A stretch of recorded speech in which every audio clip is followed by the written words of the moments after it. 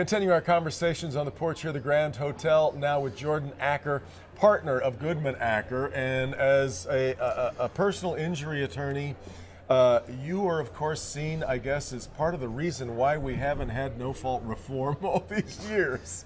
At least that's the villain that's often painted. Give me an idea of, though, how you're feeling about what you've seen go through the legislature. Well, I think ultimately, Devin, this is a beginning, not an end to this situation. We have to make sure that over the next couple of years, as this is implemented, are we making sure that we protect the rights of seriously injured people? Because that's ultimately what this is about, making sure that Michiganders who are hurt are taken care of. We have to make sure that we take care of redlining, that we really make sure that this new system protects people from being redlined, that we make sure that waste, fraud, and abuse from the insurance companies is taken care of.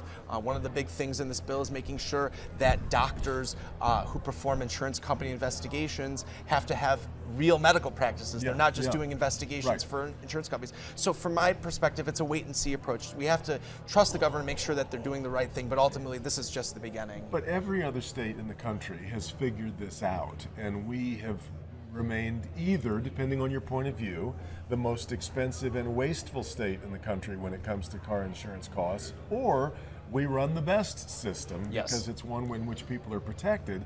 But when this was implemented in the Constitution back in the 70s, one of the stipulations that the justices made was this has to remain affordable and achievable by Michiganders, and so many people can't afford car insurance. And that's right, and I think that, but part of the problem is that it's not addressing the other part of the auto insurance thing. That's the collision coverage.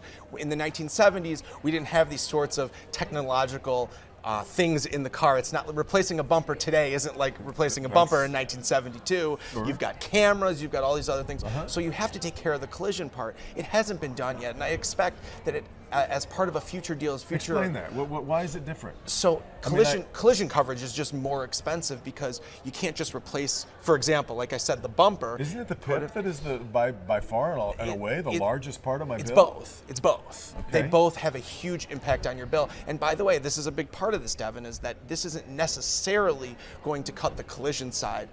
And that's one of the other things I worry about. That's why I take a kind of a wait-and-see approach on this bill. Yeah. We have seen, though, in so many instances, in fact, I was talking last night to a lawmaker who had visited a couple of sort of rehabilitation facilities where people who are trying to come back from injuries are. He said you walk through these places and you start to realize the only people there are people who've been in car wrecks.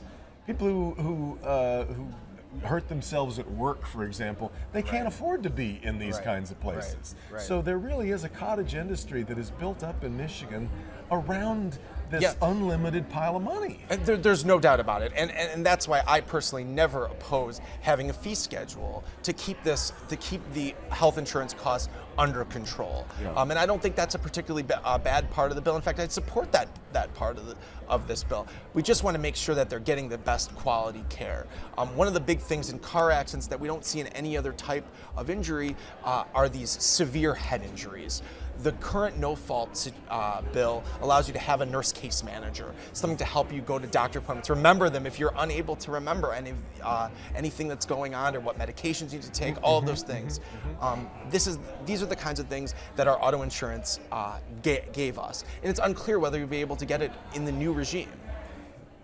I don't know how to delicately ask you this other than the way that I'm just going to put it out there. Fair enough. If personal injury attorneys made less money on each case, how would the world be different? How would this situation all be different? Because this has become a really lucrative business. It has. I think it's become a lucrative business for a bunch of these cottage industries as well. The fly-by-night PT clinics, MRIs, yes, but absolutely. you find certain lawyers who have also made a ton of money doing that as well. Having MRI facilities is the perfect example of it. They can make a lot more money on our system. So I think ultimately weeding out the bad guys and weeding out the fraud is really important here in whatever system that we have. And I think those aren't bad things. And I think we need to make sure, though, as we move forward, that the new bill, that the new law makes sure that it's has a strong fraud authority would be the first place to look at. So I don't know if it's about doctors making too much money or lawyers making too much money. I think it's about making sure that the bad actors who are taking advantage of people who have been involved in motor vehicle and it accidents also are taken says a care lot of. about our failure to come up with a better healthcare system, right? It certainly that's does. maybe the largest chunk of this.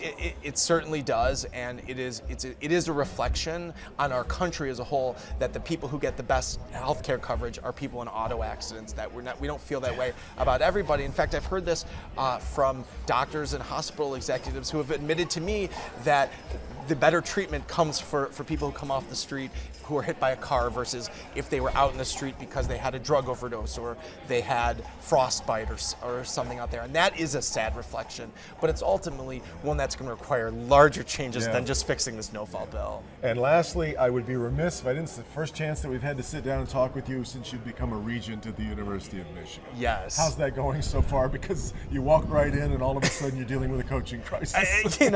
I'm very confident in that respect in Ward Manuel and President Schlissel. I'm really excited for Juwan Howard to be back and to be the coach. But ultimately, I think the board is a great place to work. And I will tell you that having a younger voice like mine on the board, I think will really help the university.